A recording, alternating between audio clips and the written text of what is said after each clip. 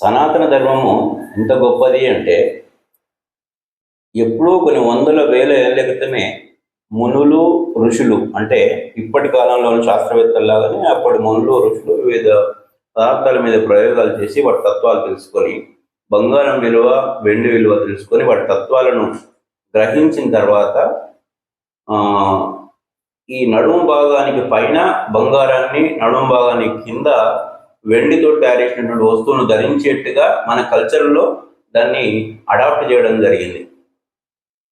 ఎందుకంటే మీకు పాజిటివ్ ఎనర్జీని పట్టుకొని ఉంచేది బంగారం, నెగిటివ్ ఎనర్జీని పంపించేది వెండి.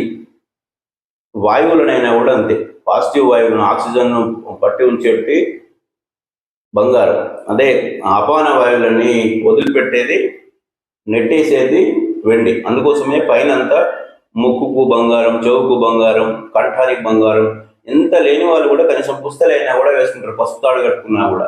ఉన్నవాళ్ళు బంగారం వేసుకుంటారు, మగవాళ్ళు కూడా బంగారు చైన్స్ వేసుకుంటారు, బంగారు ఉంగరాలు పెట్టుకుంటారు. అదే నడుము దగ్గర కిందికి వచ్చేసరికల్లా వెండి మొలతాడే పెట్టుకుంటారు, కానీ ఎంత ఉన్నవాళ్ళు కూడా బంగారంతో చేయించుకోరు. అదేవిధంగా మట్టెలు, కాలు గొలుసులు ఏవైనా కూడా వెండితోటే చేయించుకుంటారు. దానికి కారణం అది ఎంత విశిష్టమైనటువంటి సంస్కృతో ఒక్కసారి అర్థం చేసుకుంటే ఈ విషయాలు మనకు కొన్ని వేల ఏళ్ల క్రితమే ఇవన్నీ కూడా కనిపెట్టి మనకు కల్చర్లోనే దాన్ని తరతరాల నుంచి మనము అది ఏందో అర్థం కాకపోయినా కూడా దాన్ని ధరింపజేసేలాగా చేయడం జరిగింది. మెడలో వెండి వస్తువులు వేసుకోరు, అదే కింద కాళ్ళకు బంగారు మెట్టెలు వేసుకోరు. మీరు ఎంత ధనవంతులైనా కూడా బంగారు మెట్టెలు వేసుకోరు. ఇది దాని వెనుకున్నటువంటి అర్థం.